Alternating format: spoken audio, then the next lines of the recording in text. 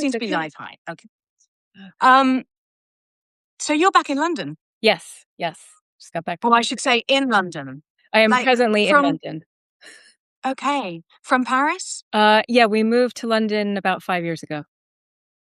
Okay. And why? Why did you leave Paris? My partner teaches in Liverpool, and we had been splitting time 6 months on, 6 months off, and we had places in both cities. And then COVID happened, and this arrangement only worked if like someone was subletting the Paris place when we were in Liverpool, or vice versa. And during COVID, nobody was subletting anything from anyone, so we couldn't keep the Paris flat, and we had to stop, doing this thing where we split time.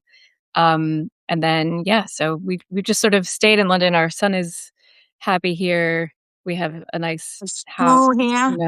Is he at school here? Not in school, but he has like a homeschooling arrangement, and that's also through the local authority. So it's all kind of set up. So we're sort of satisfied and content here, but obviously I'd rather be there. And I go about twice a month at this point. So I'm claiming that I split my time between Paris and London, but it's probably more like London 85% of the time and Paris like 15% of the time. So I don't know. I think that counts. Oh, it totally counts. I homeschooled my kids. Really? Yeah. I didn't know that. Yeah, I did it. I did it all the way through from like obviously naught when you're teaching them without realizing you're teaching them right through to 11. Oh my God. When they amazing. Yeah, it was great. I mean, I know that I think your son's autistic. Well, I have an autistic son as well, but I didn't know. Yes. But I didn't really know he was. He's a they. Okay. They were they.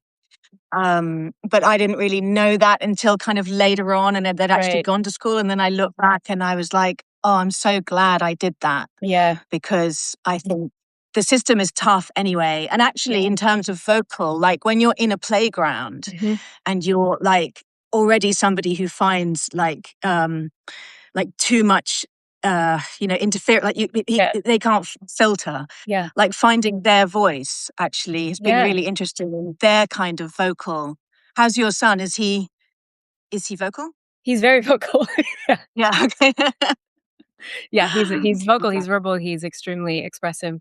He is echolalic, so he gets language in like big blocks from like TV shows and videos he watches on his iPad. And so he's very into video games at the moment, and he likes to watch like videos of like guys playing video games. So his like nascent personality is like video game bro. So he says like, "Come on, mom!" Like he just sounds like an American teenager. It's very funny. Yeah. Does he copy my they're called Blake. I'll just say Blake. Okay. Blake like when we're on the tube and there's an announcement on the tube, they will echo the announcement. Yeah. They can't help themselves. They just do it exactly in the tone, like a perfect mimic. Yeah, completely. Yeah, Julian can mimic the sound of the Paris metro as the train is like arriving and then departing, like he does it like note perfect, and he has perfect pitch, so it's like exactly in tune. That's so wild. I know. Kids are crazy. Well, particularly autism. I mean, kids with that kind of wiring. I just, I've got, they're twins, so I've got one with non-autistic wiring and one with autistic wiring, and just seeing their development through that, and they're different because I homeschooled them. I had a really good, internet dodgy. I had a really good kind of measure, what was actually them. Yeah, that's amazing. But that bit actually about, because I'm really fascinated at the moment about what makes us, because obviously we're made by our environment, and the idea of and I love actually the fact that you use vocal and not voice, because voice, it just seems such an overused word to me, but that kind of vocal, like where we find how vocal we are and how we use our vocal. And well, I have two questions. The first question is, why now? Because you've done so many different books. So why this one now? And when you were little, how vocal were you? Well, so the first question, it just kind of grew out of Art Monsters. I had been thinking a lot about, sort of monstrous gestures on the part of female artists or cis female artists. And I don't know. I think I just, in my imagining for that book, it was going to be much more interdisciplinary. I imagined writing about visual art, but also literature and music and film and dance. And it ended up being like, way more, I bit off way more than I could chew, so to speak, in the proposal. Yeah. And so as I was going along, I realized that I was never going to finish this book if it was really going to be about all of these different art forms. So I made a decision at a sort of key moment in the middle of COVID to narrow my focus and to talk mainly about visual art and then a little bit of literature that just needed to be there. And I said, okay, I'm going to take out I had all this like Riot Girl material and a little bit of writing sort of generally about voice that did make it into this book. I picked it up, put it in a new document, and then did a proposal for it and sold the proposal to Chatto. And then sort of concurrently, also during the pandemic, I was asked to write a biography of Gertrude Stein for Yale's Jewish Lives series. And I said, yes, definitely. It was like money. I needed money. And I love Gertrude Stein and I'm a modernist by training. So I thought, sure, I'll do this. And then I was sort of writing both books side by side. And then I got to a point where I really needed to finish one or the other. And I just felt like the juice was with this book rather than with Stein. The Stein was like, it has been kind of a slog the whole way through. She's a very difficult author to get to grips with. And there was the problem of her medical training that I needed to grapple with. And I sort of like backed off just as I had gotten her to Radcliffe. And she was studying early psychology with William James. And it was just like way too much. So I was like, I think I'm going to spend some time with Tori Amos. And then I'll come back to Gertrude Stein. Because Gertrude Stein's not going anywhere. Like, no, she's there. No. And now she's there. Now I have to finish the book by the end of the year. Because it's been like 6 years since they commissioned it. Okay. And they're like, we really would like to have our book, please. Lauren. Yeah. So yeah, I had to get to au fait with William James. But then to your second question, I think I was very vocal as a child. Like when I look back on my childhood, I think of myself as having been like really awkward and undiagnosed autistic and like just not able to like connect with people. And one of my teachers, like my third grade teacher or fourth grade teacher, said to my mom, you know that your daughter has like really hermetic tendencies. Like she doesn't like to play much with other kids and she just likes to, read and play the piano. And my mom was like, you should see her at home. She's not like that at all. So I think from my family's perspective, I was like a ham. Like I was very vocal. I was always singing, always performing. And my mom would yell at me because, I'd be playing outside on the street with like the neighbor kids. And like she said, your voice is the loudest one. Like you were the only one I could hear. Yeah. So I think I was very loud, like in certain settings where I felt like authorized and at home and could unmask. But in other settings, to this day, like if I'm in a group with more than 3 people, I just basically don't speak. I don't know. So many people talking, like I don't want to impose myself on the group. So I think there's a sort of reason that I turned to writing where I can sort of say what I have to say, but I just do it by myself. And then sometimes I come out and talk to people like this. Okay, so thanks for telling us you're autistic. I didn't realize that. So again, it's like, when did you get diagnosed? Or I'm undiagnosed as of yet. I'm on the, whatever they call it, the path. I'm on the NHS waiting list for my diagnosis. But I began to realize it, once I had an autistic child, and I was like, oh, okay. Yeah. This all makes sense now. Okay, so talk to me about that leap pathway. Then between. I'm on the pathway. That's the word. You're on the pathway. Okay, I know. By the way, some great autistic resources. When we got Blake diagnosed, there's a great resource we used. If you're interested, they were brilliant. Yeah, that would be great. Okay, I'll let you know. So there you are, a really vocal child at home, but quiet at school. But that could be explained just by masking, and I really get that. Like, I find if I'm in a room of new people that I don't really know, if I don't speak within the first 5 minutes, I can't speak at all. Oh, it's a funny thing. I just completely, because suddenly bringing my voice into the room just feels, it always sounds really artificial to my ear. And so I will just kind of sit back. Yeah. But when you started having singing lessons and kind of going towards that, presumably kind of as a career, even though you were young, when did that become kind of when was that put in the kind of straits of be like this and don't be like that? Mm-hmm. Like, when did that happen? There's a funny story that I'll tell just to relate to what you just said, and then I'll sort of relate that to your question. I moved to London temporarily for a few months in early 2012, and I knew a few people here, but not that many people. And I was put in touch with some friends of friends, and this was a very important night out because one sort of element of that conversation prompted me to write this book. So I'll talk about that in a minute. Okay. But that was the first time that I was really out with a bunch of British people who all had the same accent, more or less, shades of the same accent. And I was, rocking up with my American accent. And I couldn't insert myself into the conversation because I had such a different rhythm of speech. They were all like chatting, the way that like British people chat in a pub. And I was like, I just felt like I slowed it down and made it really like angular, and there are all these corners and my American accent, all my R's.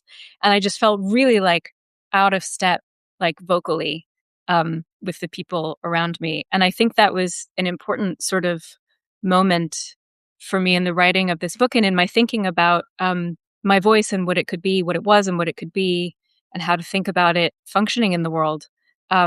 So the other thing that happened that night was that one of the people in that group was this indie singer who I mentioned in the book, who we went from the pub to karaoke. And on our way to karaoke, having had, a couple of pints at the pub, I was like drunkenly singing some Lana Del Rey because that was, Lana Del Rey had just come onto the scene. Video games was on the radio all the time. So I sang a little bit of video games, and she was like, "Oh my God, you sound just like the Little Mermaid." And I was like, "Oh God, that's a horrible thing to say." I think at the time I was like, "Oh yeah, I mean that makes sense."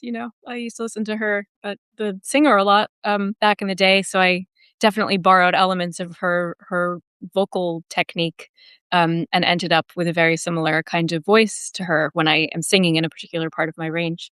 So that was sort of a sticky moment for me, like over in the last 10 years or so. I would turn that moment over and go like, what did she mean?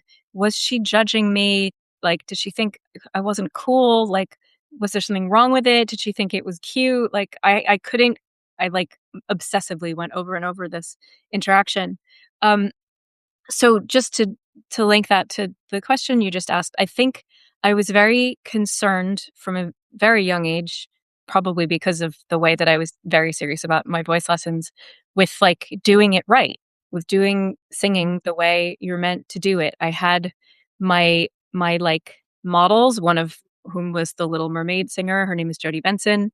And I listened to her a lot on the Broadway cast recording of a show called Crazy for You, which was one of those shows that they like take a bunch of different Gershwin songs and put them together and devise a plot. And she was the lead. She sang like Embraceable You and all those great Gershwin classics. And I would listen to it over and over and over. And so I knew I wanted to sound sort of like that. Or like other singers I would hear on Broadway. Audra McDonald was another big, like, major influence on me. And so I was trying to do all the things that you have to do in order to, not just like sound like that person, but, develop the technique so that you can do what they do. And I wasn't focused on anything having to do with individuality or like finding my true voice. It was really just about like singing right, like being a good singer, and being better than other singers. And I think there wasn't a lot of room for like, I'm going to play around and just like try to appreciate the particular contours or timbre, or characteristics of my voice. It was more about making my voice sound like a Broadway voice, or like a voice that would get me cast as, whatever soprano lead was in whatever show I was auditioning for. So I think it really took writing this book, even though I stopped singing for a long time and was no longer, trying to do it professionally or otherwise. It took writing this book and thinking about that night at the pub where my American accent felt so strange in the midst of all these British accents, and where I sounded like the Little Mermaid to this cool indie singer. I had to sort of write my way through the process of writing this book and thinking about all of these different issues around like cool and cringe and authenticity and like try hard, pick me kind of Anne Hathaway theater girl types, and sort of to like purge the shame of that moment with the indie singer and purge the shame of having given up, of having tried to do this and not succeeded and having had to give it up. So did you know that's what you were seeking to face when you started writing it? Were you already clear about that intent? No, I really thought I was just going to write a book about like wild women's voices, like Kathleen Hanna and Diamanda Galas. I did not know that I was going to write about my own voice. I just found, as I was sort of writing my way into the project and doing a lot of free writing, I was like, oh, I'm going to have to like think about the time when I was a singer. And so I just drafted all this material, some of which made it in, some of which didn't make it in, where I had to sort of think about like, why did I want to write this book? Like what was personally at stake for me in writing the book? And that's what ended up being at stake for me. Yeah. So that moment, because you were, you know, to be generous and kind towards little Lauren, that was how you were trained, right? Yeah. You went in, that's how you were trained. And it was a pleasing voice. And it sounds from reading the book and hearing you talk, and it sounds like that was the clear pathway that all little girls, and I don't know what a little boy's experience would be, but certainly little girls. And I noticed there's a lovely line in it where you talk about how boys are taught to fail through sport, but girls are not. And, you know, so there's a very clear line of career, like this is how you have to sound. Yeah. Was there a bit in that before you stopped singing? Was there a period of time when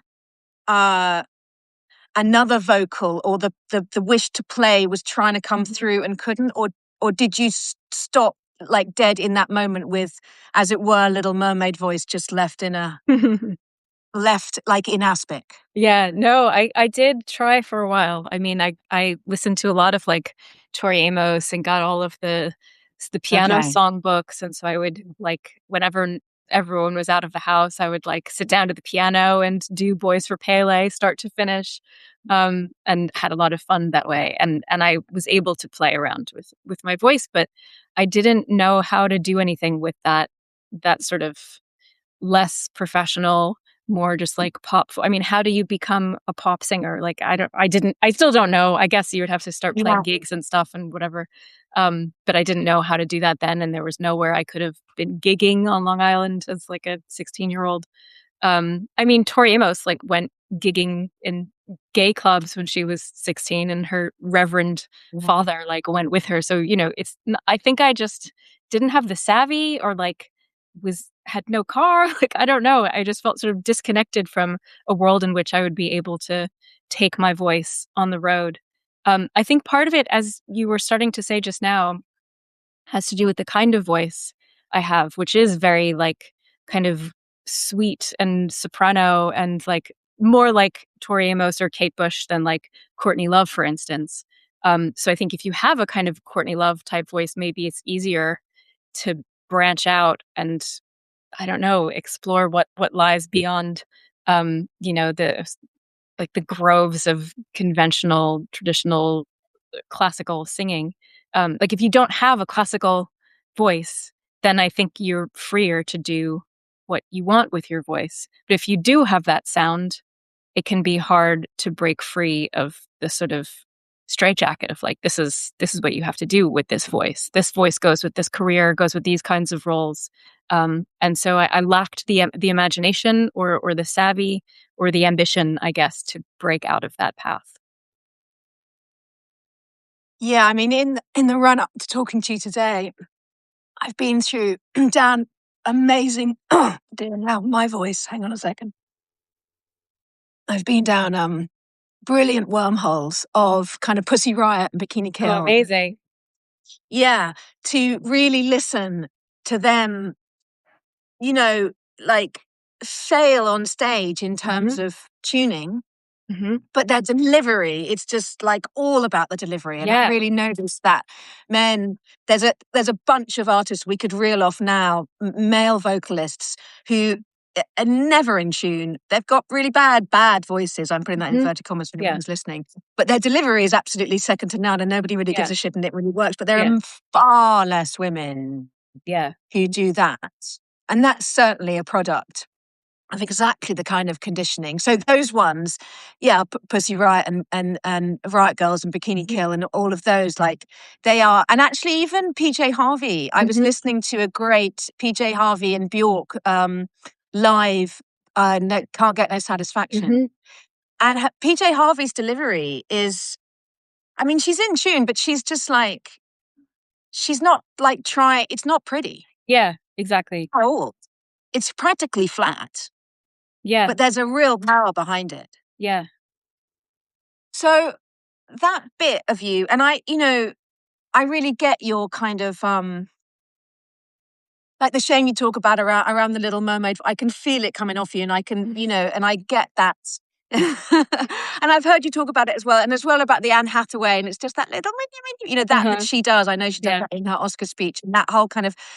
So what was the period of time like when you put that away and put it in a box and you hadn't come to terms with it yet and kind of made friends and loved it again? What was that? How long was that? What was that period of time?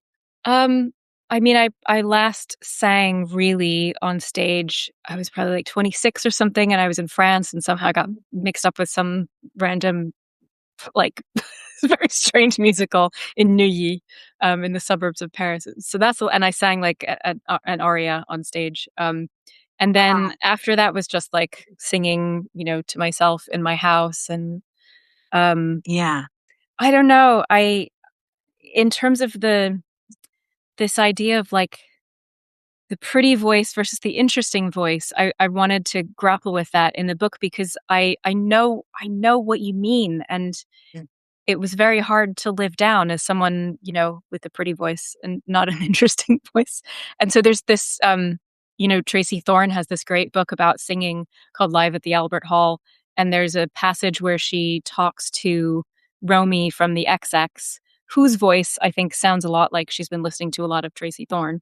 And they're talking about how they would so much rather listen to someone who's not a trained singer than someone who is a trained singer. And like it was the first time I'd seen that kind of articulated by someone. It's like, yes, I know. And Tracy Thorn, I think in her earlier book about, becoming a rock star, she says that her audition for the Marine Girls, I think that's the name of the band that she was auditioning for, she like sang in a closet. She didn't want to like sing in front of anyone. Yeah, I read that. Yeah, she wanted to go into with no one looking at her. And I get, and there is like, so that was what I was sort of designating as like authenticity, like someone who is not interested in being heard necessarily, but also like is willing to be heard just from a closet.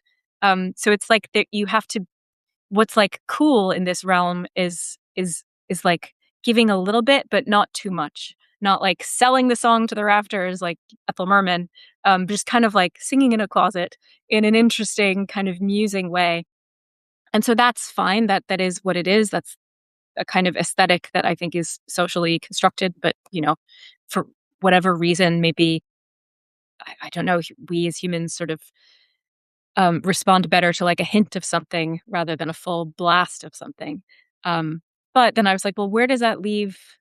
So that sort of comes from the like sort of punk and post-punk rejection of training as being kind of elitist and out of touch, and sort of the youth quake of the late 70s, early 80s. You have this sort of total rejection of official culture, and that was extremely liberating for young women like Viv Albertine, who is the one who in a podcast says, little boys are taught they can fail. They like fall over when they're playing sport and it's fine. But little girls are taught they have to excel. And so Viv Albertine never wanted to be a musician because like that wasn't cool. Like none of the cool kids at school did music. And like music was something that you had to be like really good at or you couldn't do it all. And then through punk and hanging out with, is it Mick Jones of The Clash? I have like the worst memory. Me too. I hope I'm not mixing up this man with someone else. She was dating, I think, Mick Jones from The Clash. Tell me in the chat if I have that totally wrong. And through sort of dating him and hanging out with Sid Vicious and all of these people who are just sort of like making whatever music from whatever, she got up the courage to pick up a bass guitar and just start trying to make sounds that sounded like her. And so all of that is obviously extremely valid and an important sort of critique of power and convention and the kind of like cage that I felt like I was being trained to sing inside. Yeah. But I don't want to throw the baby out with the bathwater. Like what about technique? I did an event with Melissa Alftermauer a couple of months ago, who similarly like didn't have sort of classical training as a bass guitarist. Like she sort of taught herself. The next thing you know, Courtney Love is on the phone and needs a bassist for Hole, and she's like, "Well, I guess this will be interesting. I guess I'll do it." But she wasn't like a trained guitarist. And next thing you know, she's like on stage at Reading performing in front of thousands of people. You're just kind of thrown into the deep end and you sink or swim. But what happens to where is the value for the people who did train as bass guitarists for years and years and years? And, you see some of those people in this movement as well. I think the violinist in the Raincoats is like a classical violinist. Polly Styrene trained as a classical singer before becoming a punk singer. So it's sort of like, Picasso was this amazing draftsman. It is all right to like have mastered technique and then to throw it out the window and do whatever you want. And that was the sort of story that I found probably most inspiring while I was writing the book. I was a little bit like slightly vexed by the idea that the only good singing is like singing that's sort of like speaking, and then singing that has like training behind it is like official culture, and it couldn't be interesting to those of us, here on the ground. That was a long-winded answer. I'm so sorry. No, never apologize. But exactly that, because you have a beautiful voice. I listened to the book, by the way, instead of reading it. I bought it, obviously, but I listened to it because I thought, well, that's the thing to do, right? And you sing in it as well, and you also risk singing. I know very early on, you kind of have to impersonate yourself as you were, and there's all kinds of there's a lot of interesting stuff going on there, and there's no question that growing into one's full capabilities on a foundation of real training is super interesting. Yeah. Right? Because, I mean, as you were talking, I was thinking of Picasso and thinking of all of those examples of fine artists who, Tracy Emin, I don't know if you've seen the right at Tate Modern. I missed it, but yeah. Oh, it's still on. Is it still on? I thought it was closing last weekend. Okay, anyway. I'll try to make it if it's still on. She's a perfect example. She is absolutely, she can draw. Yeah. But what we're seeing on the walls is this, really a kind of mature development of that into. She now has this. So, I mean, I couldn't agree more. Yeah, there are some really interesting voices out there that have just come out of nowhere and are untrained. And there is, of course, an interesting rawness to them. But I think exactly that's dismiss the training and the real work that goes into it is to miss out on a foundation that we own as listeners. We only get to hear like the product of that. Mm-hmm. We don't see all that training you've done, but we get to hear and I'm sure Bjork was classically trained. I'm sure PJ Harvey was classically trained. She did take voice lessons. There's a great documentary early on from like the mid-90s of PJ Harvey on tour, and she has a moment where she's like doing her vocal warm-ups and she's like singing, with her full head voice. It's really amazing. Yeah. So would you now change the phrasing when you talk about your own voice to beautiful and trained? Are those words that you can be with? No, I would say trained. I have a trained voice. It's like out of practice because I don't work it every day.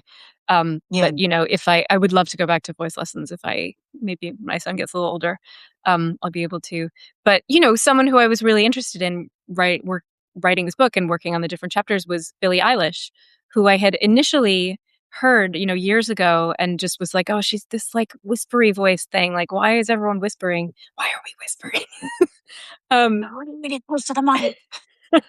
And then I had sort of like brushed her aside, in like a line or something in the first draft. And then I went back and I tried to make a point of like questioning my no's. Like when I say no to something, sometimes I just say no out of hand, but sometimes I have to like make myself think about like, what is this rejection coming from? What am I responding to that's putting me off here? And so Billie Eilish, for whatever reason, I decided to like take another listen. And so she was someone who started taking voice lessons when she was writing her most recent album, had never taken them before, thought voice lessons were for people who didn't know how to sing, strangely enough. But she was, also 13 years old when she started performing She was a professionally. child. Yeah, she was a child. So Yeah. she didn't know anything about anything. A know-it-all child. Yeah, totally. But so, Yeah. didn't know anything about what voice lessons were, started taking voice lessons, Yeah. and it opened up all of these possibilities for her. And she's given these interviews around her most recent album, like on CBS Sunday Morning and various documentaries. And she's been like, I can't believe I didn't take lessons sooner. Like, I am so excited about all the stuff I can do with my voice now. So I love that. I like wept. There's a moment on her new album when she belts, and she couldn't do that before her training. And now she can, and it's musically like, stunning.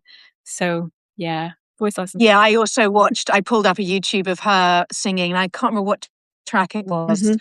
It's just her and a piano, and I know that she has to go up 2 octaves in the song, and she's singing it really close, and it's absolutely stunning. And I think when I was reading the bit about Billie Eilish, again, I thought, well, okay, I get your initial rejection, because again, what we're listening on our first listen is little girl. We're listening to little girl who's making herself small, and that's the initial kind of thing. So, if you've got a history of that feeling like that's not a place you want to go back to, it's kind of makes sense, that you'd reject that. But I think this notion of like beginning through passion and knowing nothing and then going into training is just as valuable as because one of the things about going into training obviously is exactly what you experience. When you go into training early, it can straitjacket you, right? Yeah. Whereas if you begin, another one of my kids is a photographer, and he's been just learning on the hoof, and that's exactly how I learned as a writer, just totally learning on the hoof. Yeah. And then realizing, oh, okay, now I need to study, and then going back into study, and that kind of. But I think it's having the kind of humility and understanding of the greatness of what you've just entered into to actually then go, okay, I'm now going to go train. Yeah. And that's the leap, isn't it? When you can suddenly belt. Can you belt? Are you a belt? Can you do that? I'm not. I can't. I think I might. If I would try, I'd like to try, but I'm just. Yeah. Sometimes I try a little bit if, like, on the rare occasions when no one's in my house. I think I know what I would need to do. Do you know, while I was writing this book, I started going to this piano practice room in Marylebone, where like all of these actors and singers go to rehearse. You get this like grotty little room with like cardboard walls, and there's a little timer, and you get an hour and a piano, and you could just like sing and do whatever. Wow. And so that's where I was doing my little experimentation with belting. And like, it was my whole deal is like, I'm afraid of being heard. Like, I'm afraid the neighbors will hear me. My son doesn't allow me to sing, so like he'll have a conniption if he hears me. So like, I can't, if he happens to be around, and he's always around. I have to like be really far away from him in the house. But in this like practice, like warren of practice rooms in Marylebone, they're going by. Hopefully they're just going to leave me alone.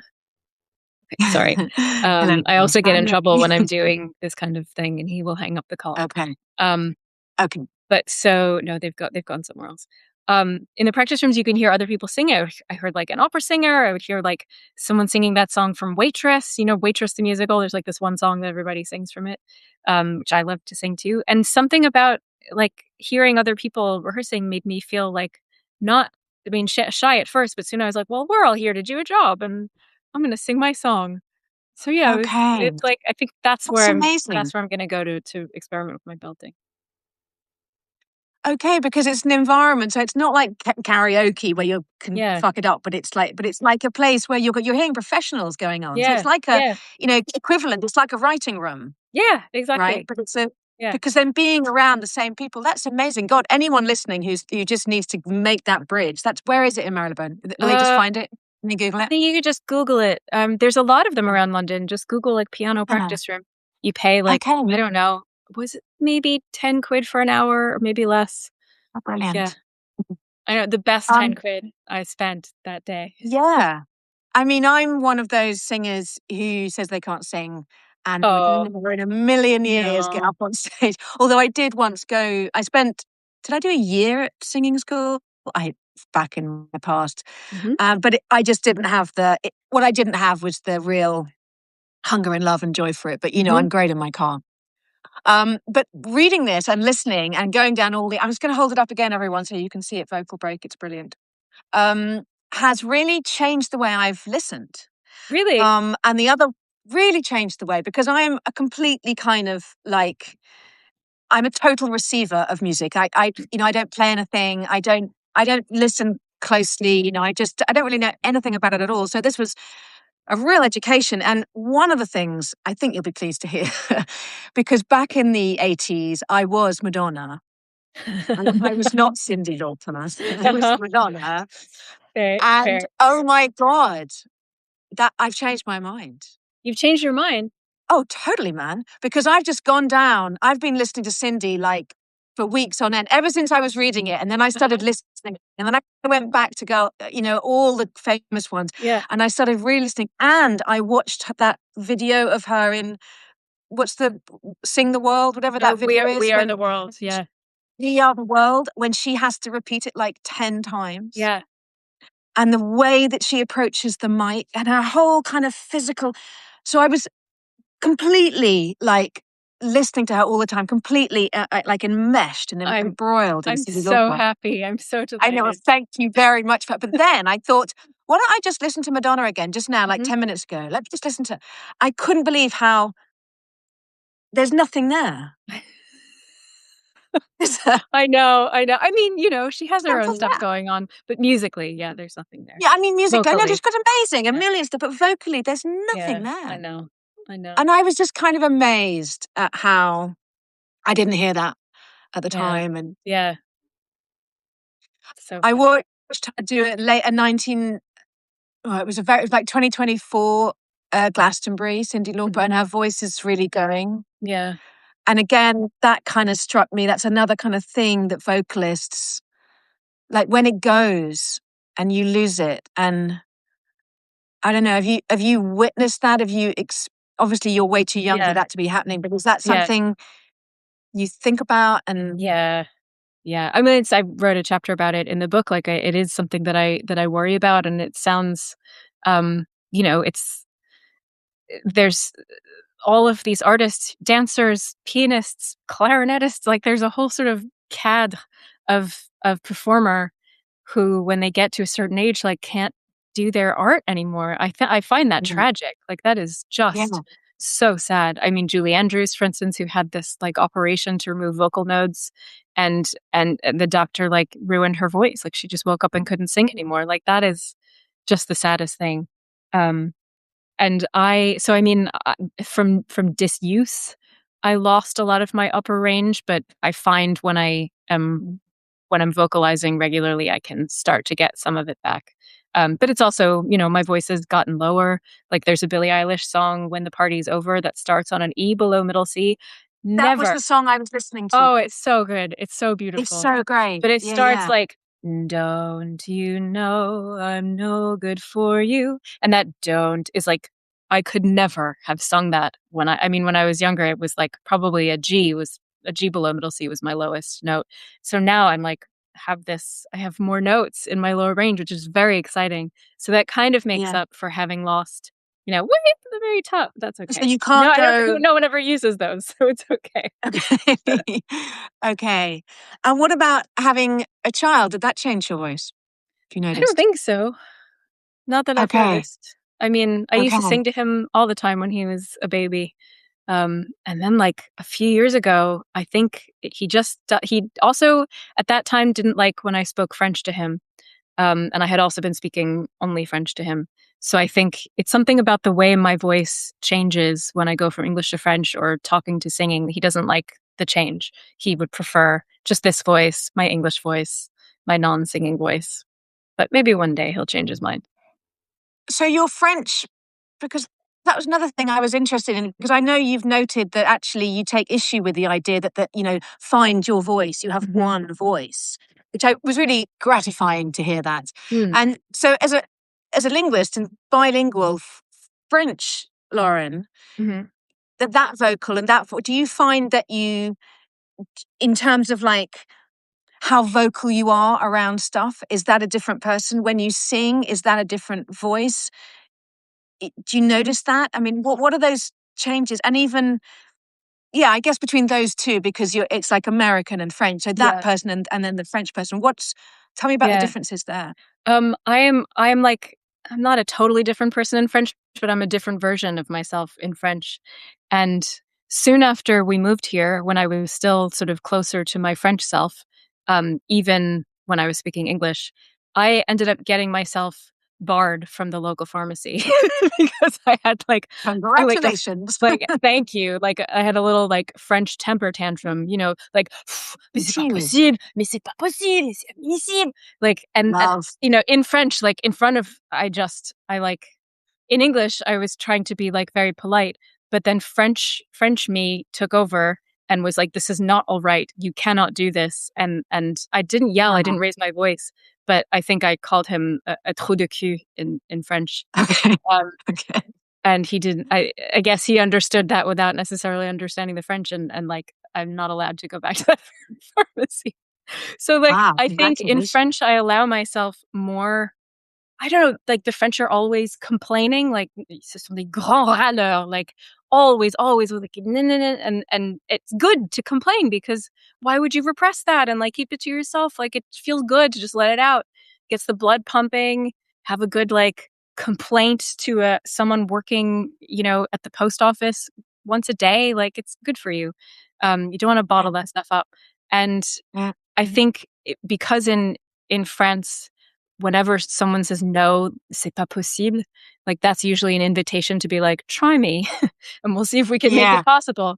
And so I've like just these elements of life in France and in French have crept into my demeanor, even when I'm speaking English. And I have occasionally had problems with living in Britain because it's just not. It's very incompatible with the kind of British like politesse. So yeah, I mean, I think my voice is different in French. My personality is slightly different, much more complainy and like more like, boudeur, like a little bit more like mopey, or like, I don't know, maybe I'm just cosplaying some like cliche of a French person, but I think that's what I think I like took that on there.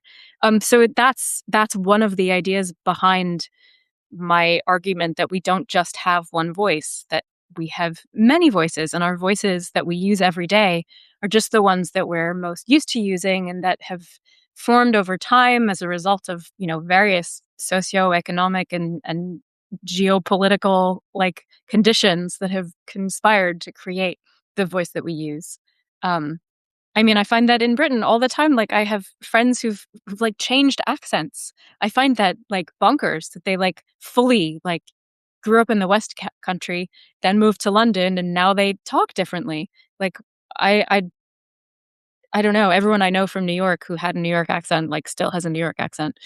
And I find that just so there is that kind of flexibility of voice even here. I think we just don't necessarily give it enough attention or make enough space for our linguistic variety, that, you might still have that West Country voice somewhere, maybe when you go home or, when you're by yourself or something. And so those are, these are like different voices, different vocalities, even because people in different parts of the country use their voices in different ways. Oh my God, I lived in Liverpool for a few years. Like, I mean, that's a whole other, like, it's up in like the soft palate even, and up in the mask. Like it's that's a crazy set of vocabulary. And the mouth is different. And then move over to Yorkshire and it's different again. I have a friend who's from the Wirral, and if you met her down here, she'd speak in this kind of sort of RP. But then if she's with somebody from anywhere in the world, doesn't matter where they're from, she will start to morph into their accent. She absolutely can't help it. And actually, my Blake has a kind of similar thing. And sometimes they're kind of worried that they think people think they're kind of taking the piss out of them because their voice will start to morph. But I think that kind of fluidity, I think that's one of the kind of I mean, here's a big statement. Like the last kind of 500 to 10,000 years, this idea of like putting us in straitjackets of genre, of type, of gender, of all of this, just like you're fixed, that's who you are, you don't move.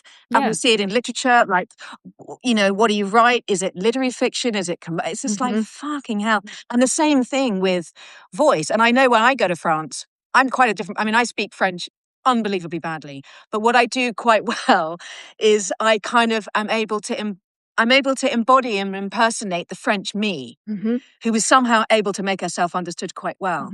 And actually, one of the things I notice, even though I know the British are kind of cliche known for being polite, actually, I find in France, if I need something from somebody in the street, I've learned I have to go up and say bonjour and then give it a beat and then ask the thing. Whereas in England, you go barreling straight up with the question before you've even stopped walking. So it's a funny, I don't know if you've noticed that, but I've really noticed there's a kind of, but I guess that's rhythm. Yeah, there's a sense. rhythm. Yeah, right? it is that. It is that. Yeah, and I mean, what you were just saying about genre, I experienced as a young singer and came up against it again and again when I was writing the book. You know, basically in every chapter, no matter who I was dealing with, they were struggling in some way with this idea that your voice becomes your brand. And then to be received as a singer, you need to sort of stay in your lane. And if you try to cross out of that lane, as for instance, you know, Beyonce did when she tried to make a country album, not only was she met with incredible racism, you know, on the part of like MAGA America, who are like, a Black woman can't be a country singer, never mind that Black people also invented country. It was like, well, that's not what she does, you know, that's that sing your hip hop and your R&B and like leave our country music alone. And it's stay where we can see you. Yeah, I think that's exactly. like stay where we can see you. Yeah. And I mean, I there's some really amazing writing on this. For instance, by Rhiannon Giddens, who's an amazing musician and also a great writer. Who there's a great piece in The Guardian where she like looks back at the history of country music, and she is able to trace this distinction that, you know, Black people sing R&B and white people sing country, to the music industry, to, you know, the early days of the recording industry, who had different album companies, like different labels for white music and Black people's music. And, you know, each one was marketed completely differently. And in that way, they were able to sort of split what had been a kind of folk music that evolved out of the American South with influences from the islands and from Africa into like distinct genres with different audiences. And that's just like no one wins. Yeah, exactly. Nobody wins. Nobody wins. I noticed Billie Eilish actually has done is been pretty fluid in her movement around genres, and I think, and Sinead O'Connor. I mean, I don't know, like I love her kind of. There's a great. I think it's "Am I Not Your Girl?" I think it's that album. She played around all over the place. I did a lot. I mean, I'm a Sinead O'Connor. I just, you know, I was thinking about what my karaoke song would be, and I think it would be "Last Day of Our Acquaintance." Which is just beyond. I mean, I couldn't sing it, obviously. But I bet you could. I bet you could.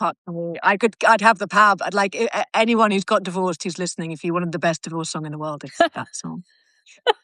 It really is amazing. And also, I was thinking, although she doesn't really feature, but Marianne Faithfull, I mean, her early work, before she had a great time with heroin, you know, her early voice was this very, very beautiful, you know, kind of like folk voice. And then she comes back. I don't know. I'd love to know like what that kind of shift over was, like how big that vocal growth was between beautiful, pretty Marianne and when she comes back with this gravelly, like dirty voice. A lot of cigarettes. That's the difference. A lot of cigarettes. A lot of cigarettes, a lot of heroin, a lot of sex, and a lot of fun and games.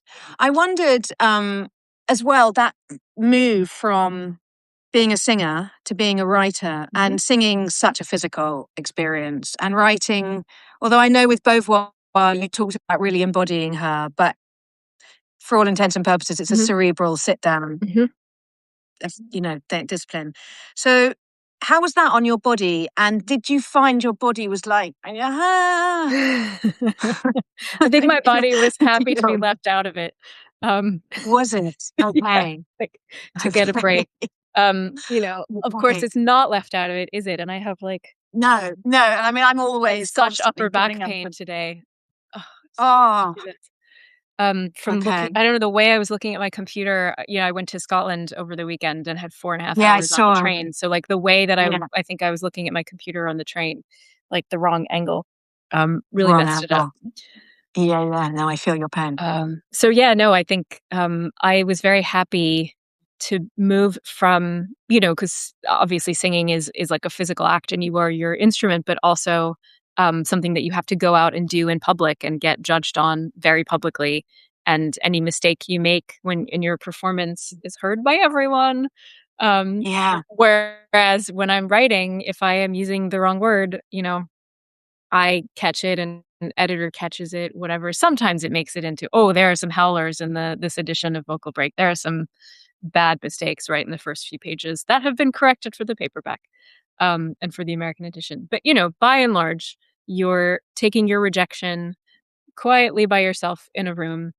Maybe you go complain about it to your partner, but, that's about it. Versus, years and years of pounding the pavements and going to audition rooms and giving it your all in front of these people who don't care about you at all. And, like that Ariana Grande video that she just released, where the main character who keeps auditioning for all these different men ends up like killing them all with a chainsaw. And then all the other girls who are auditioning are like, yay, thanks for doing that. So I definitely felt that. All the issues around her body aside, which are very serious, that was a very a video that I think a lot of singers probably appreciated. Yeah, does it feel when you're a singer that it's a full body rejection rather than a kind of, when you get, I've had experience, obviously I think we all have, of having books turned down or whatever it is, that feels like, it feels personal, but it doesn't feel like a full body rejection. Yeah, they're not like looking at you and like your affect and your mannerisms and deciding like if you're it or not. Like no one is deciding whether or not to publish my book based on my mannerisms. I mean, I think like, or how I do. Like there is definitely room for a conversation about like pretty privilege in publishing. For a while, like 10 years ago, there was this whole conversation around book hot, like these like young female writers who were like attractive but not that attractive. And then there was some speculation that they had gotten their publishing deals because they were, somewhat to very attractive, and that meant that they had like a good looking picture to put on their author, good looking author photo to put on the back of the book. I actually was told that once. I was at NYU doing my master's, and I, at the time, wanted to write a book about the French Jewish community. I thought I was going to like be an academic specializing in the Jews of France. And I went to see this historian who taught at NYU many, many years ago. And he was like, well, you'll have no problem having a career in this field. Just look at you, put your picture on the book. And I was like, fuck you. Fuck you. Fuck you. How dare you? Yeah. But so, that said, like I don't want to claim that like looks have nothing to do with advancement in publishing, because I mean, look at someone like Zadie Smith. Like she obviously is a brilliant writer, but she's an icon also, or Joan Didion. Like, there is like an element of iconicity that I think serves certain writers' careers. And, their bodies are part of it, but obviously not the main part of it. You can't write like a dog and be Zadie Smith. But exactly. And I think actually it's their carriage, which is the whole bracket. It's their carriage that is so beautiful rather than their exterior. That's what makes the exterior, just gives it actually that, a bit like the difference. I think you quoted, I can't remember her name luckily, but there's a very famous musical theatre singer who's like pitch perfect, everything's great and beautiful, but there's nothing there. There's no soul. So, you can have all the looks in there's no soul. So, but as well, I mean, it's one of the things I really took in and enjoyed watching Bikini Kill and Pussy Riot and lots of other singers, of just like, I'm going to be really ugly. I'm going to see me ugly. Yeah. And that, it's such a simple thing, but I mean, obviously all of us know so well that'd be pretty thing before you've even opened your eyes. Yeah. So have you made your peace with it? I think I have. Yeah. I mean, one thing that I started doing around when this book came out was I started singing on Instagram. Because that Yes. was the final kind of like frontier in the writing of this book, because I wrote the book, Yeah. but I wasn't really like, putting myself on the line. I was like talking about it and saying like, we should all Yeah. be singing. Okay, everyone sing. And then I'll just like sit in my house. Yeah. Um, Yeah. but I was like, no, I need to actually not to be like, look what a great singer I am, but to like risk being really cringy and really showing like that you can just do it. Like you can embarrass yourself, and you will live and it will be okay and it will feel nice. And so it did, like, yeah, I mean, those are not like the greatest performances I've ever given, but they felt good to do. And it felt like I was making some kind of intervention in the world on the side of like being sincere and doing something you love and not worrying too much about people judging you for it. So yeah, it's been very healing. Good. And I think risk, and I've really felt that with Cyndi Lauper when I'm watching her live, and a million other female vocalists watching them live. It's when they take risk and they're constantly risking. That's what is just like grips you. And Yeah. anything, even this, like meeting, here we are. I didn't know what we were going to talk about. I had a vague idea, but it's the risk of it Yeah. and putting it yourself out. And that's the great teacher, isn't it? And Yeah. it's the great that's the really exciting Yeah. bit, is the risk. And I of course, I mean, as I said, like, I absolutely value and respect training, but training is about mitigating risk all the time, right? And then there's a moment, and I think that's the maturity that I understand, that you've made that leap, and there had to be a block of time when you walked away from it where you go, okay, now Yeah. I take the risk. I think the training is the bedrock for Right, upon which you take the risk. Like right, I think that that's a really important sort of aesthetic criterion. Like it's what makes a performance great. Like there is something at risk. There's something at stake. It yeah. might not work. And that's why I think like Maria Callas is such a like compelling voice to listen to, not because she's a flawless soprano, but because she's a deeply flawed soprano and it could all go wrong at any moment. She has all the technique in the world, but also like is an imperfect body. And so I think that's probably, that was the great discovery for me in this book, was not only like, Billie Eilish, but learning to appreciate Maria Callas, whose voice I had always just heard as this like official culture, opera with a capital O, not interested in that, but actually she's like the punkest singer you'll ever hear. Okay, I'm going to go back and listen. I did see that whole opera is a whole other. When I was young, my, lucky me, my parents would take me to Glyndebourne every year from a very early age. And, it was kind of fabulous and extraordinary, but I didn't really, I didn't know how to listen. My dad always said he wanted to come back as an opera singer. So I hope he does. I I love really that. hope I he hope he does. does too. I love that. I really hope he's back as an opera singer. Remarkably, our hour has gone by. How Oh, that far went out is so it? quickly. That Thank was you so so much great. for that. I have one quote I want to leave you Yeah. with because, I have Gertrude Stein on the Please. brain at all times. Yes. Um, and she wrote this amazing monster book called The Making of Americans, which is 1,000 pages long.